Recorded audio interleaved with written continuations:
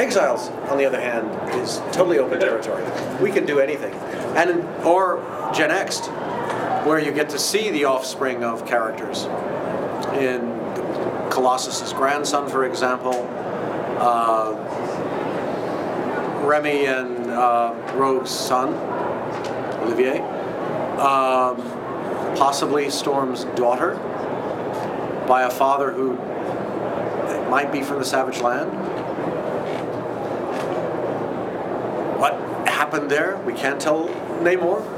Not Namor, sorry. We can't tell T'Challa, and we won't. So is this part of MC2 or no? The Spider-Girl universe. Gen Next. No. It has nothing to do with the Spider-Girl universe. It would be nice, but no. This is Gen X is actually a non-sequel sequel to X-Men: The End. In terms of it basically, the kids, if we showed a shot of the globe in X-Men: The End, you would see all of these kids. They'd just be 8 years younger. As a matter of fact, you did see Remy in X-Men: The End. He was a major character, but he was 12, and his powers hadn't kicked in yet. Now he's 18, his powers have kicked in, he's part of the X-Men. If we had in Gen X given you an aerial view of Salem, of the mansion, you would see a big hole in the ground, filled with water at this point, where the old mansion in Breakstone Lake used to be. But one of the emotional sub-elements of the series, both in the first arc and we just got the approval for a second arc, which hopefully will be on sale by the end of the year. So if that does well, if the first arc fulfills our expectations and the second arc does well, we might have a series. Holy goodness. But the point is that there is a shot in the third issue, I think it's the third issue, one of the upcoming issues, where you'll see a photograph of Scott's office as head of the Institute, the Xavier Institute. And on one wall is the Wall of the Dead. And there are all the members of the faculty and student body who have unfortunately died, most of them during X-Men: The End. And he has them up there partly because he's just a masochist, but partly to remind him of the consequences of letting kids do this job, it's a reminder to him not to follow Charles's footsteps and put children at risk. Beast, of course, knows better. It's like, we never did that. We never did foolish stuff like that. And Scott, of course, counters that we don't learn from the past. Hank says, have you ever tried to learn from these idiots? Sometimes you've got to let the kids follow their instincts and hope for the best. Scott is rational, Hank is right. That's the eternal conflict between them. Yeah? Oh, I was just wondering, in Exiles, do you just come up with an idea and like, oh, it would be so cool if, they did this, or the universe was this, or do you pay attention to old what ifs and say, oh, I like this in that universe, and pay attention to the continuity of that? Just kind of More the first than the second, simply because, to me, that we've done those what ifs means we've already touched on those universes. It would be better to show something new. Look, I'd like to go back and do a deeper story about the What If X-Men universe that I created, where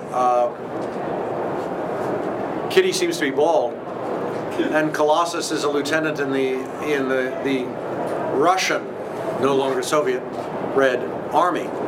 The way Russia's going, by the time I get around to it, it might be the Red Army all over again.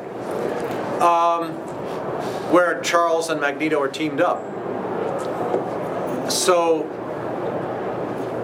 I would love to go back to that universe, that concept, and play with it.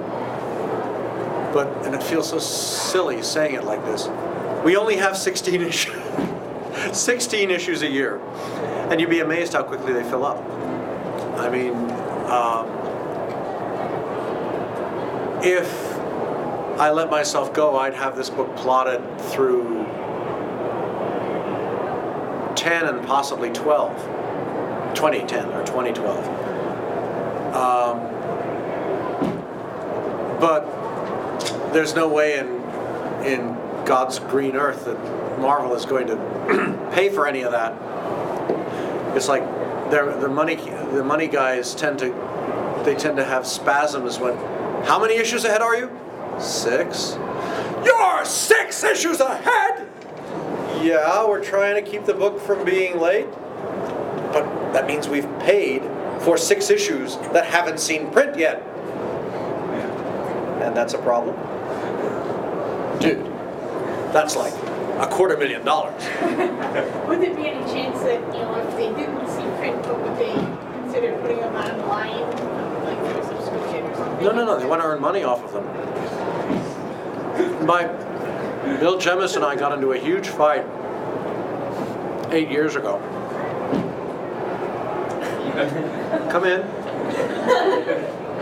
I'm trying to think of what could be thumping like that. It's like, are they throwing people against the wall? We don't like your book! Boom! Okay, not a problem. It doesn't like you either. But, I contractually speaking, I was supposed to write 2 issues a month. But they never gave me the second book. So they just said, oh, write write X-treme. Just get ahead on X-treme. Okay. So I'm writing X-treme, I'm writing X-treme, and suddenly someone notices that I'm on issue 14 and the book hasn't even come out yet. Which was the essence of the conversation. It's like, you've written and vouchered and been paid for 12 complete issues. And I said, yeah, so. Which was probably not the most tactful thing to say, considering that 8 months earlier I'd been management. And then he said, but the first issue hasn't even come out yet. Suppose we cancel the book with the second issue. And then, with a gift for interpersonal relationships with people who pay the bills that is unparalleled in this industry, and believe me, we have real buttheads in this industry, I said, so what? It's not like I did it on my own. I was approved.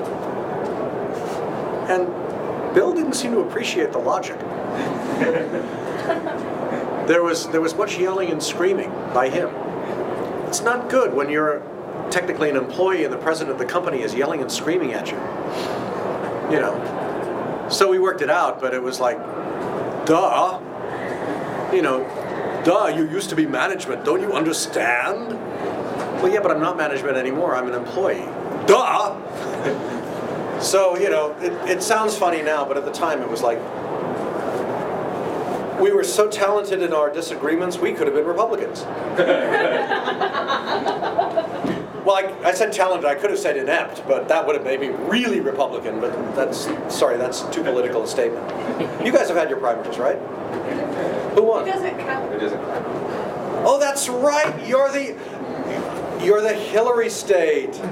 Oh, yeah. Well, it will count. Well, Romney won the Republican nomination. Who? Mitt Romney. Who? And to appeal the Michigan voters. What? Mint. Mint. How can anybody go through life with a name like Mint? I mean, I couldn't get that past a comic book editor, for crying out loud. I mean, sorry, it's just silly. This is auditions for Comedy Central. What can I say?